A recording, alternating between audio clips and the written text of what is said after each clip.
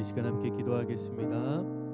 하나님 감사합니다. 오늘도 우리의 생명과 우리의 호흡을 연장해 주신 하나님 감사드립니다. 오늘도 우리의 삶의 자리에서 주님을 찬양합니다. 주님을 예배합니다. 성령님, 우리의 오늘 삶의 자리 가운데에 임재하여 주시고 함께하여 주시며 기름 부어 주셔서 오늘도 이 예배 가운데에 주님을 만나고 주님을 경험하고 체험하는 자리 되게 하여 주옵소서. 사랑과 은혜가 풍성하신 예수님의 이름으로 간절히 기도드렸습니다. 아멘. 우리 시간 함께 찬양하겠습니다. 나 주님의 기쁨 되기 원하네. 내 마음을 새롭게 하소서. 새 부대가 되게 하여 주사. 주님의 빛 비추게 하소서. 내가 원하는 한 가지 주님의 기쁨이 되는 것. 내가 원하는 한 가지 주님의 기쁨이 되는 것. 겸손히 내 마음 드립니다. 나의 모든 것 받으소서. 나의 맘 깨끗게 씻어주사. 주의 길로 행하게 하소서. 내가 원하는 한 가지 주님의 기쁨이 되는 것.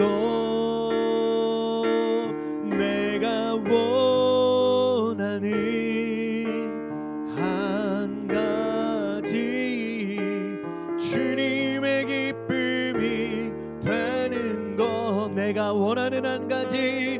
내가 원하는 한 가지 주님의 기쁨이 되는 것.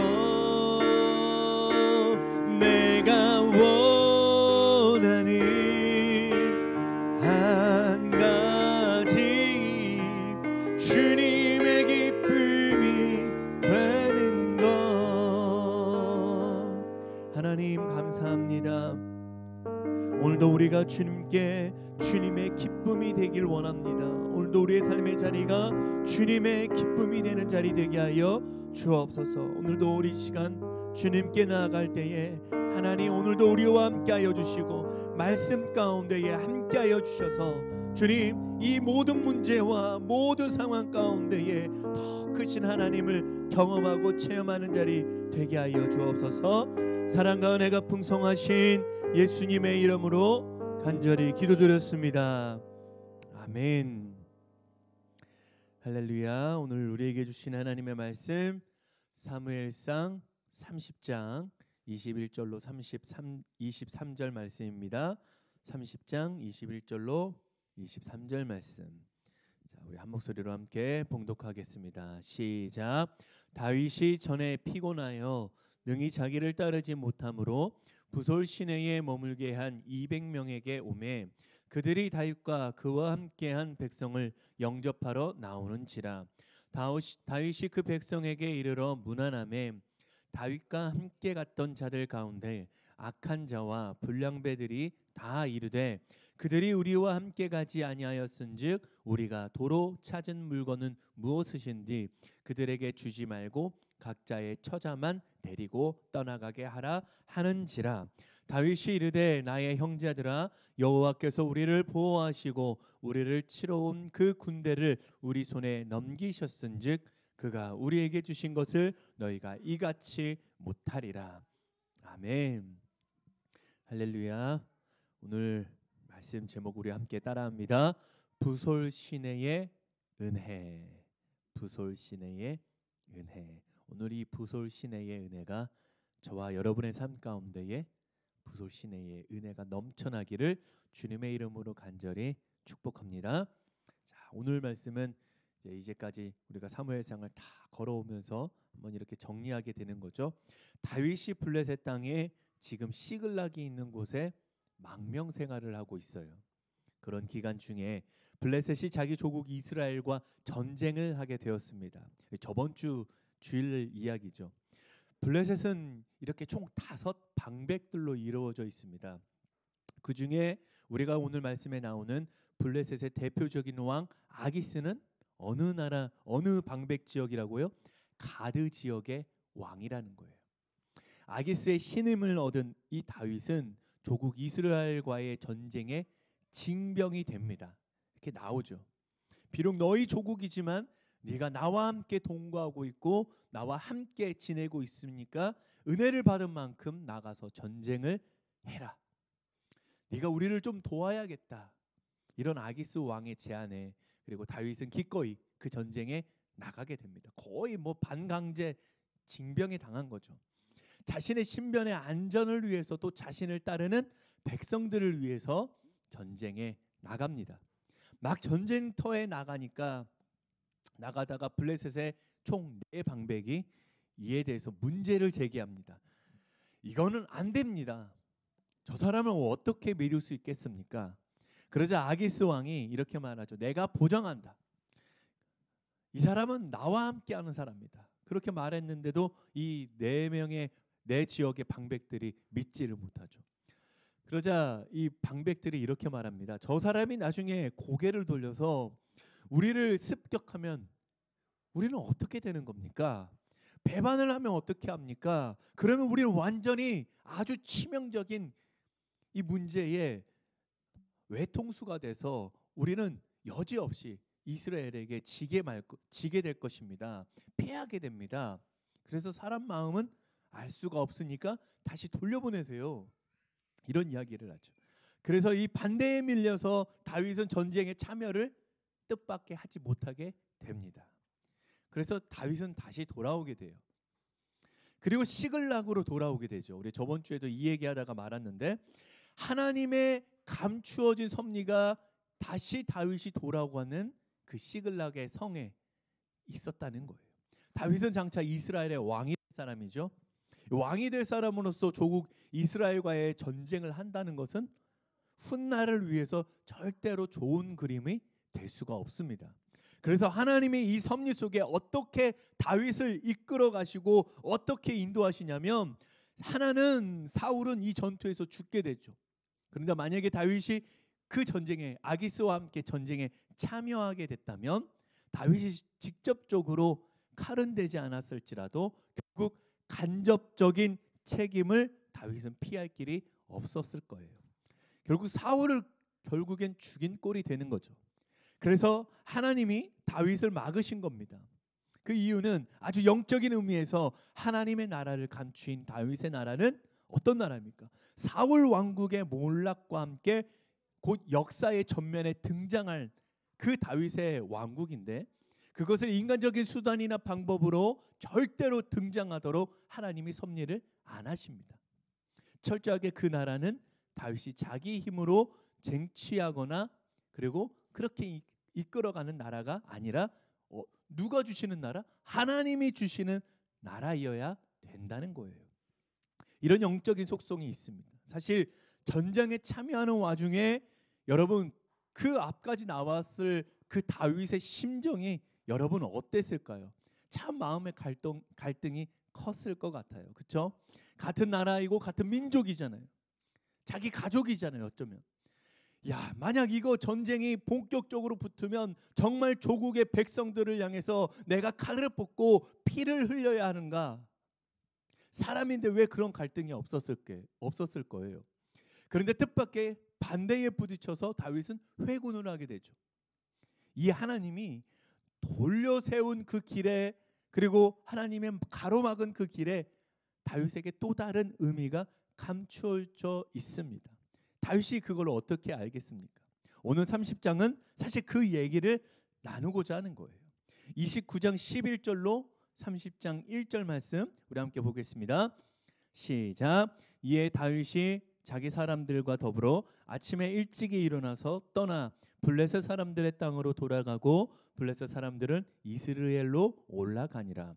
다윗과 그의 사람들이 사흘 만에 시글락에 이른 때에 아말렉 사람들이 이미 네겝과 시글락을 침노하였는데 그들이 시글락을 쳐서 불사르고. 다윗이 시글락에 돌아와 보니까 어떤 일이 일어납니까? 사흘 만에 시글락으로 돌아와 보니까 뜻하지 않게 시글락 성에 재앙이 닥쳤죠. 이스라엘의 영원한 원수 누구입니까? 아말렉이 이제 다시 침공을 한 겁니다. 그래서 몽땅 집들이 불에 타고 없어지고 재산은 다 뺏어가고 사람들을 싹 모조리 다 포로로 다 붙들어 갔습니다. 포로 중에 다윗의 두 아내도 전부 빼앗아 갔어요. 이 경악을 금치 못할 일에 이 어떤 일이 일어난 거죠? 리더의 부재 속에 벌어지고 있었다는 거예요. 오늘 이 본문 말씀을 보면 다윗이 여러분 얼마나 놀랬겠습니까? 오늘 저와 여러분의 가정이라면 여러분 얼마나 놀래겠어요? 돌아와 보니까 마을이 다 쑥대밭이 되어가고 사람들은 다 끌려가고 있고 하나도 남은 게 없어요. 그래서 이제 군대를 다시 추려서 준비하게 됩니다. 그런데 여기서 사실 먼 길을 오고 가느라 이 다윗도 힘들었지만 다윗을 따라온 병사들은 얼마나 힘이 들었겠습니까? 3일 길을 갔다가 다시 회군해서 돌아오는 그 길이 얼마나 험하고 힘든 그 고된 길이었을까요? 그래도 다시 회복을 해서 병사들을 데리고 떠나는 겁니다. 출정을 하는데 오늘 2절 말씀을 함께 봅니다. 시작. 거기에 있는 젊거나 늙은 여인들은 한 사람도 죽이지 아니하고 다 사로잡아 끌고 자기 길을 갔더라. 거기에 젊거나 늙은 여인들은 한 사람도 죽이지 아니하고 다 사로잡아서 어떻게 했다고요? 끌고 자기 길을 갔더라. 이 아말렉이 지금 그랬다는 거예요. 우리 3절과 4절 말씀 함께 봉독합니다. 시작. 다윗과 그의 사람들이 성읍에 이르러 본즉 성읍이 불탔고 자기들의 아내와 자녀들이 사로잡혔는지라. 다윗과 그와 함께한 백성이 울 기력이 없도록 소리를 높여 울었더라. 백성들은 다 붙들려고 함께한 병력들, 그 가족들이 다 포로로 잡혀갔으니 이 망연자실한 이 상황 속에 이 모든 병력들이 울 기력조차 없을 정도로 통곡을 했어요. 무슨 뜻입니까? 소리를 내고 싶은데 소리가 나오진 않는데 울 정도로 힘이 없지만 기력이 없지만 모두가 이 마음속으로 어떻게 하니 이 눈물을 흘리며 큰 슬픔에 잠긴 거예요.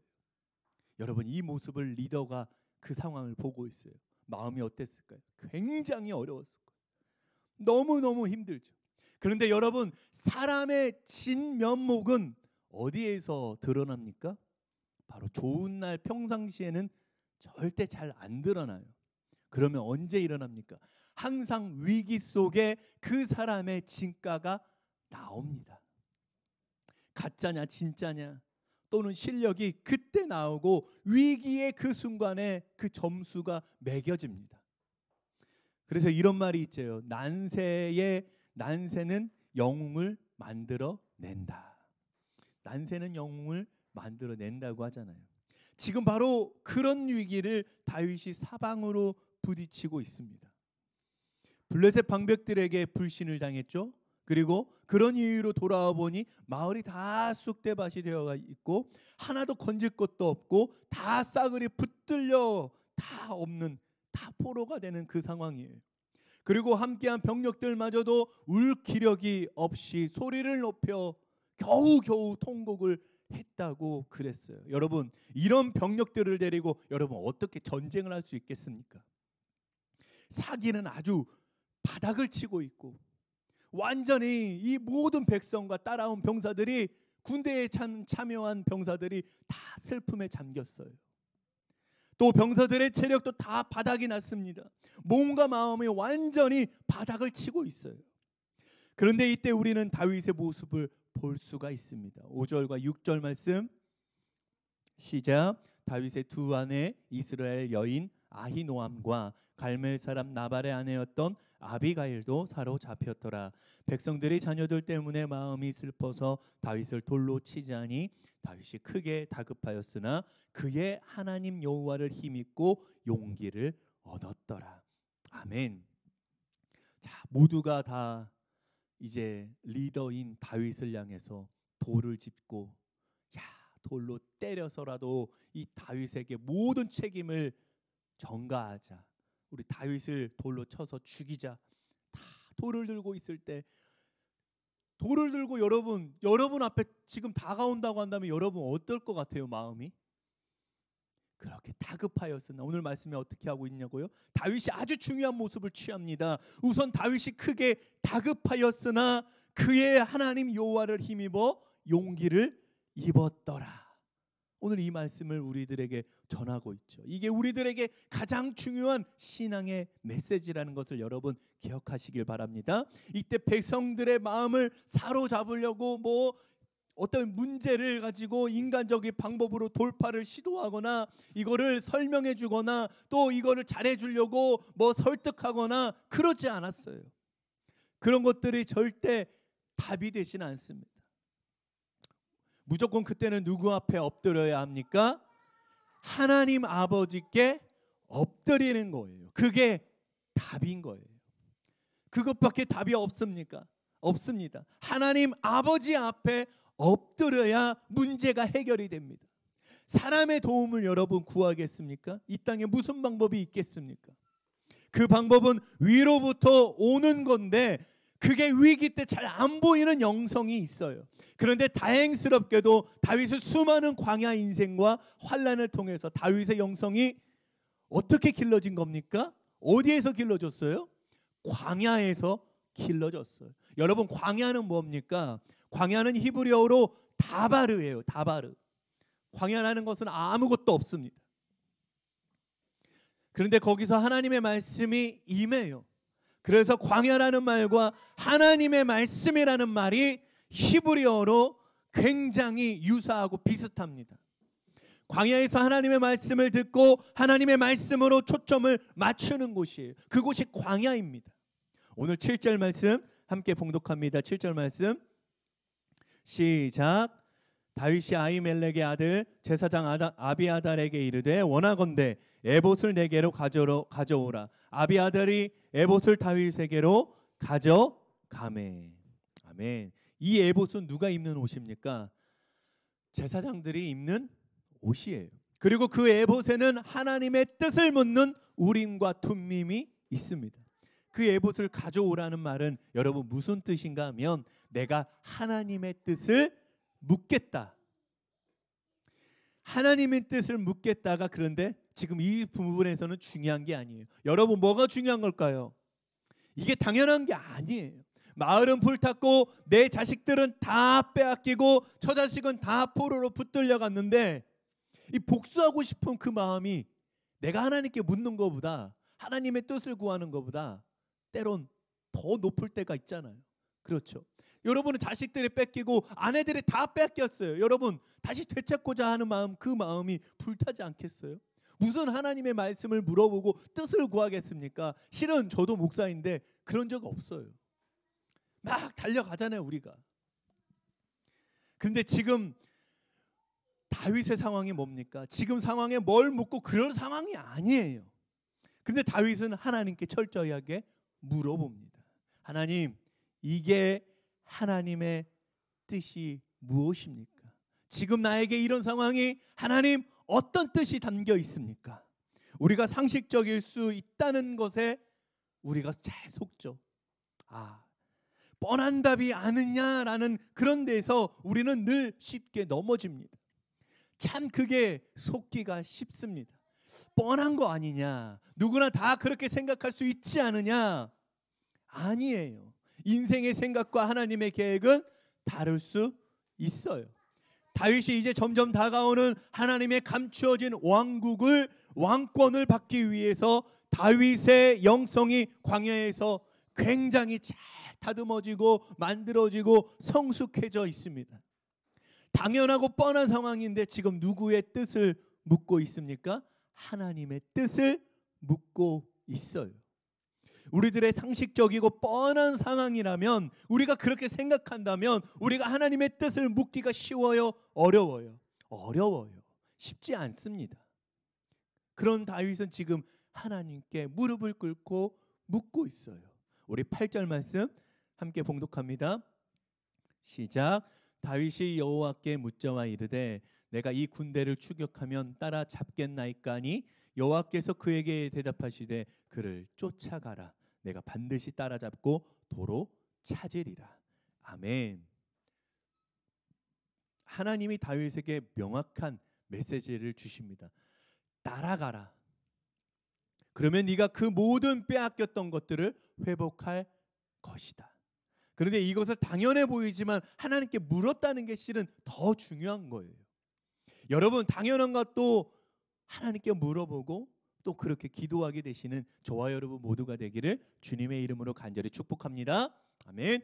여러분, 신앙생활의 결국 마지막에 보면 어떤 문제? 결국 이 문제에, 이 질문에 부딪히게 됩니다. 네 힘으로 살래? 아니면 내 힘으로 살래? 결국 이 대답이에요. 우리들의 신앙의 모습에서 기도라는 것은 그래서 인간이 가장 먼저 취할 수 있는 겸손한 행동이라는 거예요. 우리들의 삶의 자리에서 늘, 그러니까 기도하는 자리에 늘 앉아 있어야 되는 게 축복인 줄로 믿습니다. 자, 그러면 그렇게 해서 이제 하나님이 명확한 메시지를 줘서 이 지쳐버린, 그리고 슬픔에 이 비통에 잠긴 병사들을 끌고 이제 아말렉을 쫓아 출정을 합니다. 그런데 항상 우리 그리스도인들이 조심해야 되는 게 무엇이냐면, 하나님의 정확한 뜻을 쫓아서 순종하여 그 길을 떠났다고 해서, 여러분 한번 생각해 보세요. 어려움이 생겨요, 안 생겨요? 생겨요. 어려움이 안 생깁니까? 절대 그렇지 않죠. 어려움은 늘 생깁니다. 분명히 하나님이 가라 해서 간 길인데도 사고가 나고요, 문제가 일어나고요, 우리가 이해할 수 없는 여러 가지 문제와 상황들이 다가옵니다. 어려움이 생기고 그래요. 지금 다윗이 정확히 하나님의 뜻을 묻고 정확히 순종하여 병력들을 다시 일으켜서 출정했는데, 여러분 어떤 일이 이뤄졌나 한번 보세요. 9절 말씀입니다. 시작. 이에 다윗과 또 그와 함께한 600명이 가서 부솔 시내에 이르러 뒤떨어진 자를 거기 머물게 했으되. 부솔 시내라는 것은 이 차가운 물이 흐르는, 추운 물이 흐르는 시내였다는 거예요. 그런데 이 부솔이라는 단어를 한번 보면 어떤 뜻이 담겨져 있냐면 이런 말이 있습니다. 즐거움과 잔치라는 뜻이에요. 거기에서 파생된 용어입니다. 이 성경에 딱 3번 나옵니다. 사무엘상 30장에서만 부솔 시내가 나옵니다. 부솔 시내에서 뜻하지 않은 일이 오늘 생깁니다. 한 3분의 1가량, 그러니까 600명 중에 200명가량이 도저히 못 가겠습니다, 저는 힘듭니다, 지칩니다 라고 말하고 있어요. 군대 용어로는 그것을 나고자라고 말합니다. 열애자라고도 말하죠. 군대에서 열애자 또는 나고자는 굉장히 부끄러운 거예요. 아주 창피한 수치입니다. 그런데 오늘 다윗을 따르기로 한 병사들이 지금 나고가 된 거예요. 못 가겠습니다. 완전히 뒤로 누워버립니다. 근데 지금 무슨 상황이에요? 행군 중도 아니고 지금 전쟁 중입니다. 그러면 군대 기강으로 치면 다윗이 어떻게 하는 것이 마땅할까요? 현장에서 그래서 전시에 이들을 죽일 수도 있고 아주 버릴 수도 있고, 야 네가 그 정도밖에 안 돼? 그러면서 아주 상식적인 그 군대의 전시 상황 속에서 발로 차고 걷어차고 뭐 다 할 수 있습니다. 또 그것을 누가 뭐라고 할 사람도 없어요. 그게 상식적인 상황입니다. 그런데 다윗이 지쳐서 못 가겠다는 사람을 부솔 시내에 머물게 합니다. 여기서 우리는 지도자로서 다윗의 그 한켠의 따뜻한 자비와 사랑의 마음을 볼 수가 있습니다. 못 가겠다고 누워버린 200명의 병력들을 다윗이 그냥 부솔 시내가에 가서 쉬게 합니다. 그래, 못 가겠다면 할 수 없다, 여기 머물러라. 오늘 10절 말씀 계속 보겠습니다. 10절 말씀 10절 말씀 시작. 곧 피곤하여 부솔 시내를 건너지 못하는 200명을 머물게 했고 다윗은 400명을 거느리고 쫓아가니라. 아멘. 그럼 이 분위기가 지금 어떻게 됐을까요, 여러분? 한 3분의 1이 주저앉았어요. 전쟁하다가 지금 이런 일이 벌어지면 뭐 전쟁할 맛이 납니까? 전혀 그렇지 않죠. 여기 한 10명 중에 한 명만 빠져도 그 분위기가 완전히 탁 처지고 꽝 되는 그런 경우가 참 많은데, 전쟁의 가장 중요한 4가지 원리가 있습니다. 첫 번째는 작전, 두 번째는 병력, 세 번째는 무기예요. 그리고 제일 중요한 마지막 4번째가 뭔지 아세요, 여러분? 병사들의 사기입니다. 지금 3분의 1이 주저앉아 버리면 이 군대의 사기는 여러분 어떻게 되겠습니까? 완전 전쟁 불가능한 상태라는 거예요. 그런데 다윗이 200명을 그냥 부솔 시내가에 주저앉힙니다. 그래, 여기 쉬어라. 피곤해서 못 가겠다는 사람을 억지로 또 끌고 갈 수는 없잖아요. 그리고 400명만 챙겨서 전쟁 불가능한 이 사기를 다 떨어진 그 병사들을 데리고 다시 추슬러서 진군을 합니다. 그런데 또 뜻하지 않는 사건 하나를 또 만나게 돼요. 우리 11절과 12절 말씀 시작. 무리가 들에서 애굽 사람 하나를 만나 그를 다윗에게로 데려다가 떡을 주어 먹게 하며 물을 마시게 하고 그에게 무화과 뭉치에서 뗀 덩이 하나와 건포도 2송이를 주었으니 그가 밤낮 사흘 동안 떡도 먹지 못하였고 물도 마시지 못하였음이니라. 그가 먹고 정신을 차리매. 아멘. 뜻하지 않게 들에서 소년 하나를 만나게 됐습니다. 그런데 보니까 완전히 죽게 생겼어요. 그래서 물을 먹이고 떡을 먹이고 이제 추스려서 정신을 차리게 해서 한번 물어보니까 출신은 애굽 출신이고 아말렉 군대에게서 종으로 팔려가서 종살이를 하던 소년이었어요. 이렇게 사정을 들어보니까 며칠 전에 이 애굽 소년이 병이 들어버립니다. 주인이 이 종을 병이 났기 때문에 버렸어요. 그러니까 그냥 놔두면 이 종은 알아서 죽는 겁니다. 근데 지금 이 전쟁을 하는 그 길목에서 이런 소년 하나를 오늘 다윗이 아주 뜬금없이 챙기고 있다는 거예요. 이건 누가 봐도 좀 썩 그렇게 어울리는 그림과 매칭이 아닙니다. 그런데 그 죽어가는 한 영혼에 대한 관심을 내려놓지 않고 아말렉의 종살이를 하고 그리고 애굽 소년을 오늘 그 소년을 발견하고 정신을 차리고 치료를 해주고 회복시켜주고 다시 살려냅니다. 지금 다윗이 빼앗긴 가죽과 그리고 쑥대밭이 된 이 마을을 회복하기 위해서 자기 공동체를 구하러 지금 지쳐버린 모든 상황 속에 이 또 위기에 빠진 이 공동체를 끌고 지금 힘들게 전쟁을 하러 전쟁을 벌이러 가는 그 길이에요. 이까지 이 소년 하나가 그냥 지나쳐도 그냥 모른 척해도 아무도 뭐라고 하는 사람이 없었을 거예요.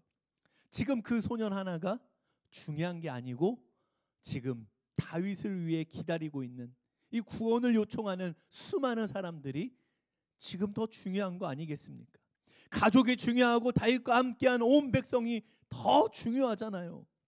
그러니 이 소년 하나 지나간들 누가 시비를 걸고 누가 뭐라고 하겠냐는 거예요.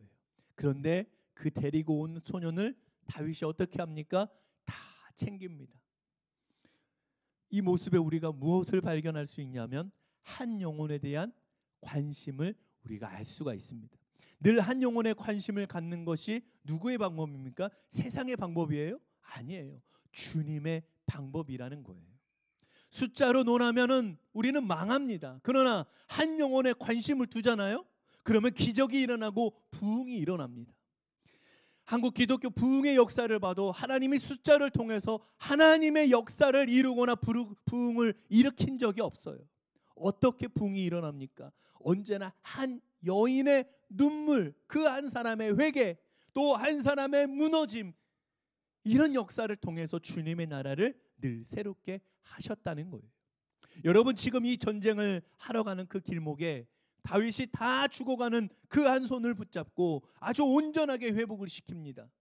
그런데 이것이 승리의 비결이 될 줄이야 여러분 누가 알았겠어요? 저도 이 성경을 읽으면서 야, 이런 일이 일어날 수가 있나?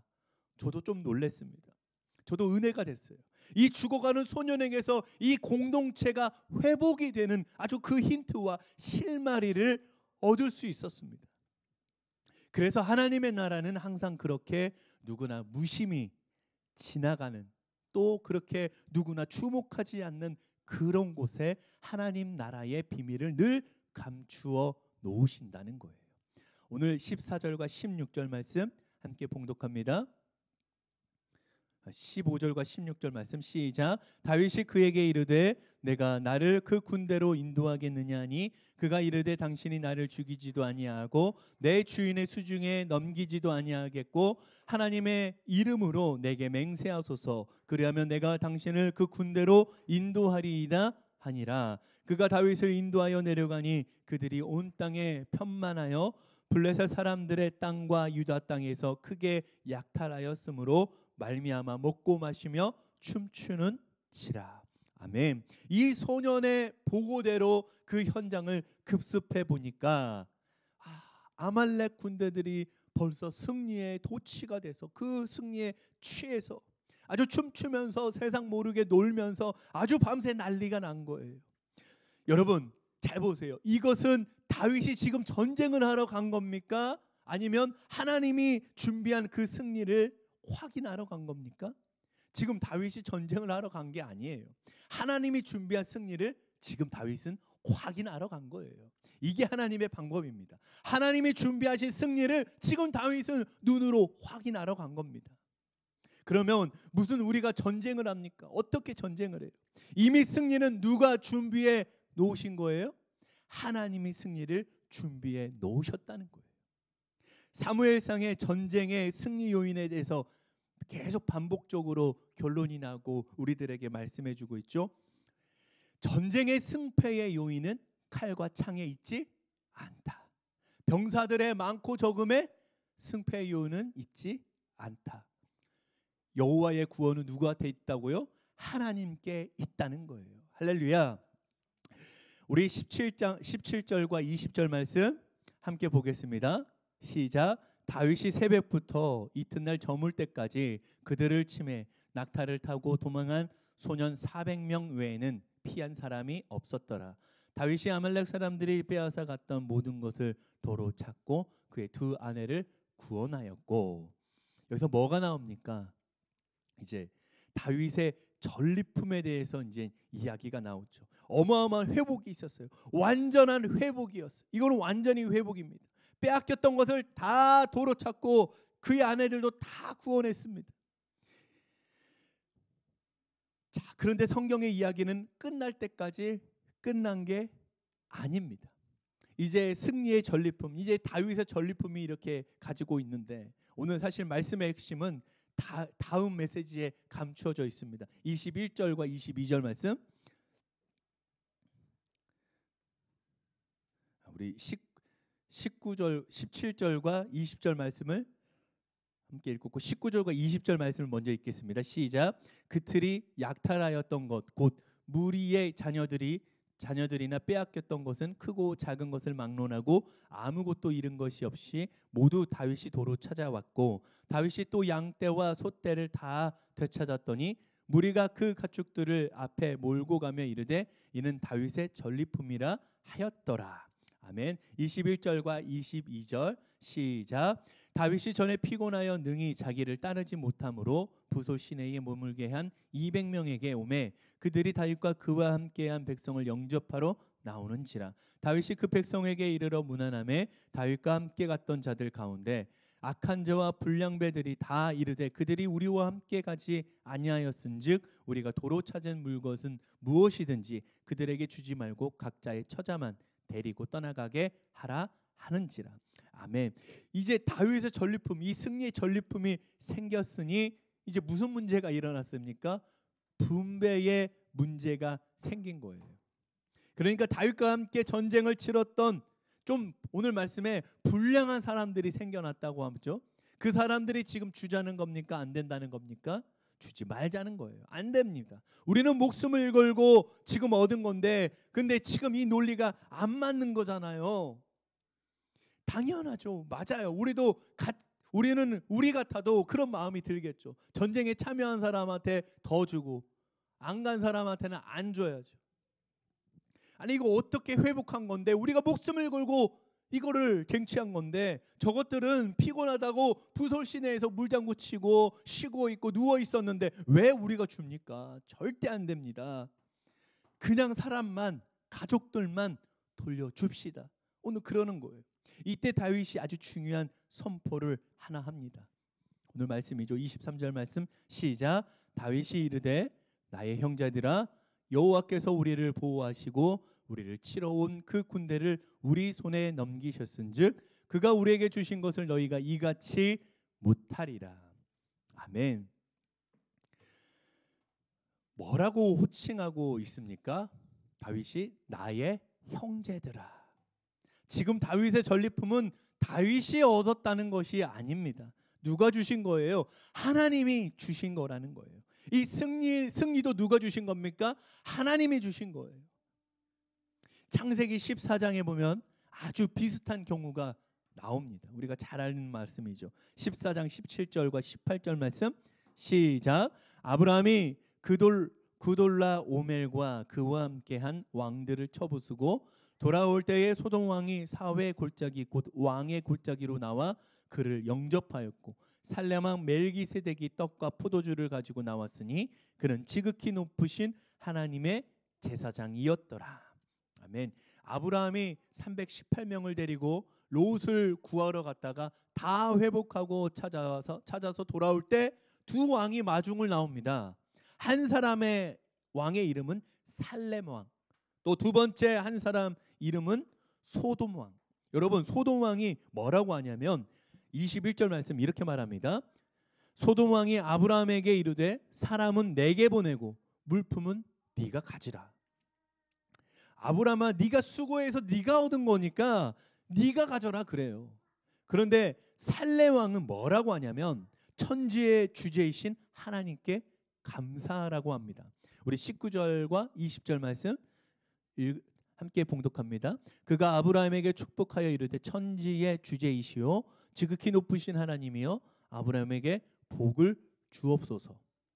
너희 대적을 내 손에 붙이신 지극히 높으신 하나님을 찬송할지로다. 하매 아브라함이 그 얻은 것에서 10분의 1을 멜기세덱에게 주었더라. 아멘. 지금 이 말은 뭡니까? 이거 네 힘으로 네 실력으로 뺏고 얻은 게 아니라는 그 뜻이에요. 네 힘으로 한 게 절대 아니야. 이거 누가 주신 거라는 얘기입니까? 하나님이 주시는 거예요. 하나님이 주셨다는 거예요. 그래서 아브라함이 최초로 11조를 드리게 되죠. 그래서 이 11조라는 것은 여러분 어떤 뜻입니까? 10분의 1을 드린다는 개념이 아니에요. 첫 것을 드린다는 의미입니다. 첫 것은 나머지 전부를 대신하고 대표하기 때문에 즉 11조라는 것은 이 모든 것이 주님의 것입니다 라는 그 고백이에요. 그러니까 나머지 10분의 9도 내 것이 아닙니다 라는 그 고백 속에 주님 뜻대로 쓰겠습니다 라는 고백과 함께 그 11조 속에 포함되어져 있다는 거예요.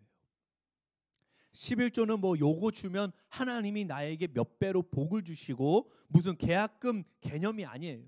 돈 넣고 돈 먹기 식이 아니라는 거예요. 이 모든 것이 주님께로부터 왔으니 나머지 9도 주님 뜻대로 쓰겠습니다. 그리고 첫 것을 드리는 것은 하나님이 내게 주신 하나님의 은혜입니다. 감사로 나가는 거예요. 그래서 11조는 율법이 아니라 감사예요. 감사의 고백이라는 것을 우리가 오늘도 깨닫게 되기를 바랍니다. 오늘 다윗이 정확하게 지금 그 고백을 하고 있는 거예요. 하나님이 주시는 것 다 모두가 다 그러니까 싸움을 싸운 사람에게만 전쟁에 참여한 사람에게만 줄 수가 없다. 다 함께 나누어야 된다는 거예요. 우리는 그분이 주신 은혜를 뭐 하는 거예요? 나누는 거예요. 하나님의 은혜를 나누는 거예요. 이렇게 해서 200명의 낙오되었던 자들에게까지 다 똑같이 하나님의 은혜를 분배합니다. 그리고 유다 땅의 친구들에게까지 그 전리품을 다 나눠줍니다. 그것이 장차 이스라엘 땅에 도래할 다윗의 왕국 속에 감추어진 메시아의 왕국이에요. 아주 중요한 그림이에요. 이 부솔 시내가의 200명의 받은 은혜는 여러분 무엇을 의미합니까? 우리가 받은 은혜라는 거예요. 우리가 하나님께 받은 그 은혜로 누리는 그 은혜라는 거예요. 그 축복이라는 거예요. 공로 없는 죄인이 빈손 들고 주님 앞에 나가지만 하나님이 우리를 법대로 율법대로 우리를 처단하지 않으시고 똑같이 은혜를 베풀어 주시는 거예요. 우리를 구원하시고 우리를 죄에서 용서하여 주시며 누구든지 주님을 믿기만 하면 하나님에게 자녀가 되는 권세를 주신다는 거예요. 놀라운 하나님의 구속의 은혜가 이 부솔 시내에 담겨져 있습니다. 항상 이 은혜가 우리 속에 있다는 것을 오늘도 믿으시기 바랍니다. 여러분, 부솔 시내가의 뜻을 좀 전에 나누었지만 어떤 뜻이 있습니까? 즐거운 축제라는 뜻입니다. 왜 즐거운 축제입니까? 왜 즐겁고 축제가 일어납니까? 이 감사의 기쁨이 오늘 저와 여러분의 삶 속에서 나를 향하신 하나님의 은혜, 우리를 법대로 율법으로 보지 않고 사랑으로 바라보시는 그 하나님의 그 은혜 때문에 오늘 저와 여러분의 일상이 감사의 축제가 되고 즐거운 주님과 함께하는 자리가 되기를 주님의 이름으로 간절히 축복합니다. 그 감사의 기쁨이 저와 여러분의 삶 속에서 다시 한번 주님의 은혜로 회복이 되고 놀라운 그 감사의 찬양이 우리들의 일상의 삶 속에서 우리들의 입에서 터져나오는 축복이 있기를 주님의 이름으로 간절히 축원합니다. 자, 우리 시간 함께 기도하겠습니다. 하나님 감사합니다. 오늘 이 부솔 시내에 있는 여러 다윗의 모습 속에 오늘도 우리가 다윗을 바라보며 함께 고백합니다. 하나의 문제를 해결해서 또 그 문제가 일어나지만 놀라운 하나님의 섭리를 깨닫게 해주시고 하나님의 은혜를 경험하게 하여 주시니 감사합니다. 오늘 우리들도 이 부솔 시내의 은혜를 잊지 않고 날마다 우리의 인생의 삶이 부솔 시내에서 만났던 부솔 시내에서 주셨던 하나님의 그 은혜의 공급하심이 오늘 우리들의 일상의 삶 속에서 가득 넘쳐나게 하여 주옵소서. 이제 한 주를 또 마지막 남은 한 주를 바라봅니다. 이번 한 주 남은 한 주 하나님과 함께 승리하고 주님의 기쁨이 되는 이번 한 주 되게 하여 주옵소서. 지금은 우리를 사랑하시는 하나님의 사랑과 우리를 위해 십자가를 지시고 피 흘리심으로 우리의 죄를 해결해 주신 예수님의 한량없는 은혜와 성령님의 도우심과 함께 하심이 부솔 시내에서 받은 그 은혜를 우리들의 일상에서 감사와 찬양으로 살아가기로 결단한 당신의 사랑하는 모든 백성들 위해 지금부터 영원까지 함께 하시기를 간절히 축원하옵나이다. 아멘.